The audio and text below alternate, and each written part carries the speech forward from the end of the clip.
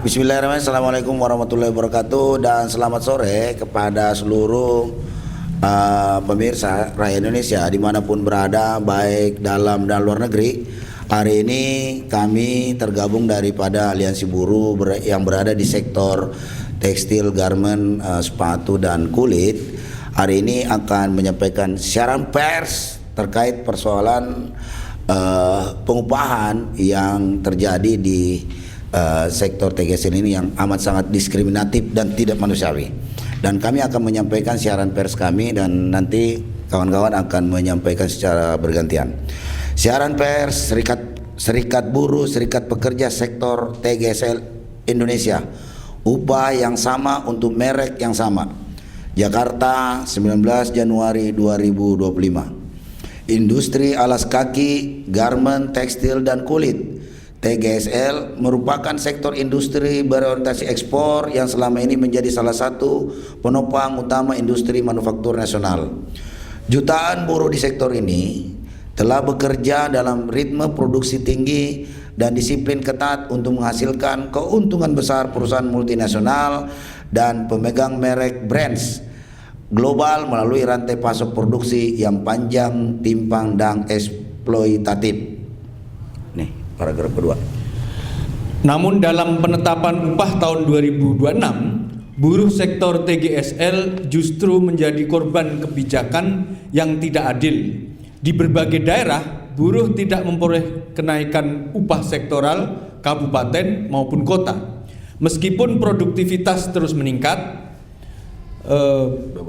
beban kerja semakin berat, nilai ekspor nasional tetap tinggi, dan keuntungan brand global tidak pernah menurun. Pada saat yang sama, harga kebutuhan pokok dan biaya hidup terus melonjak tanpa perlindungan nyata bagi buruh. Ya, Ibu. 3. Ya, paragraf 3. Paragraf. Fakta menunjukkan bahwa sejumlah daerah seperti Kabupaten Cirebon, Subang, Sukabumi, Cianjur, Purwakarta, Garut, Majalengka, Sumedang, Indramayu, Tangerang, Brebes, Tegal, Batang, Jepara, Pati, Rembang, dan daerah lainnya, upah sektoral TGSL dibatalkan, bahkan dihapuskan dengan SK UMSK 2026 melalui keputusan Gubernur dan Bupati.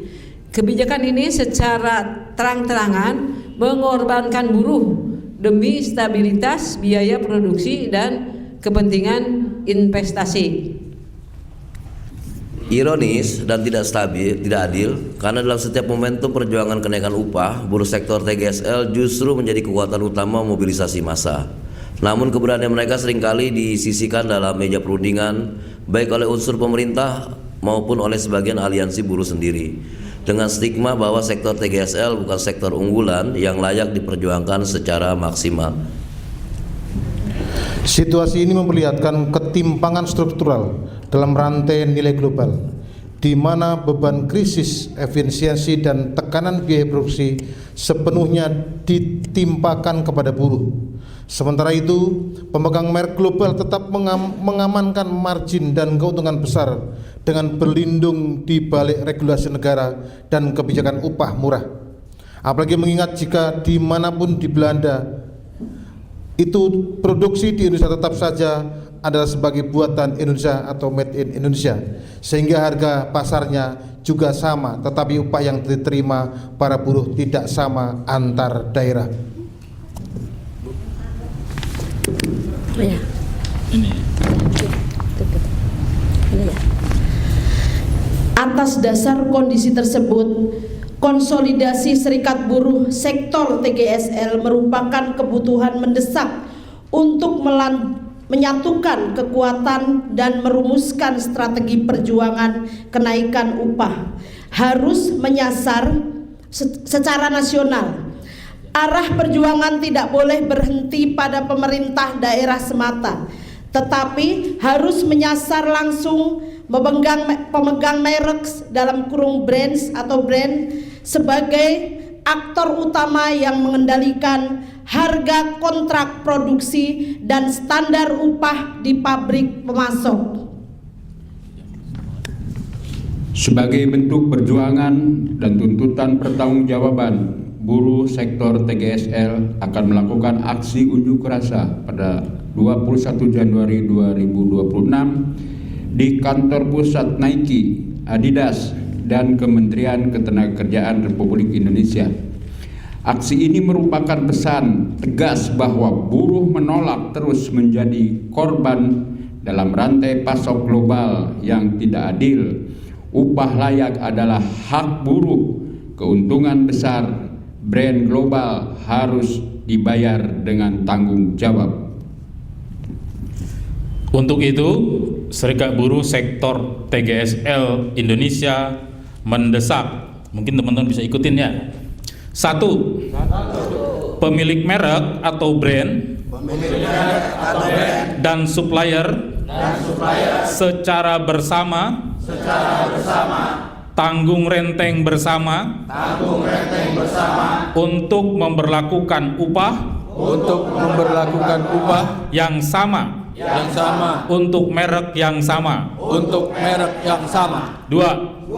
Mengajak buruh dan serikat buruh untuk bersatu padu bahu membahu mendesak supplier maupun pemilik merek menjalankan upah yang sama untuk merek yang sama. 3. Mendesak Kementerian Ketenagakerjaan Republik Indonesia segera memanggil para pemilik merek atau brand dan segera menghapus diskriminasi upah yang terjadi pada sektor industri TGSL dengan memberlakukan upah yang sama untuk merek yang sama. 4. Mendesak Kementerian Tenaga Kerja Republik Indonesia menghentikan disparitas upah buruh antar daerah dengan membuat konsep kebijakan upah layak nasional bersama dengan serikat buruh. Demikian siaran pers ini kami sampaikan atas perhatian semuanya pihak. Kami mengucapkan terima kasih. Salam perjuangan. Hidup buruh! Hidup buruh! Hidup buruh!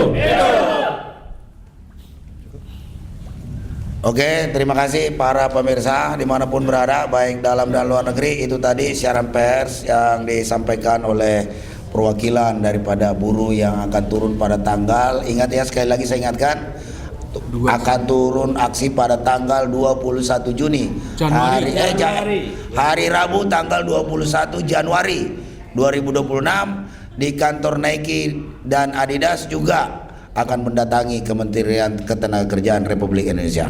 Demikian, terima kasih. Assalamualaikum warahmatullahi wabarakatuh. Hidup buruh!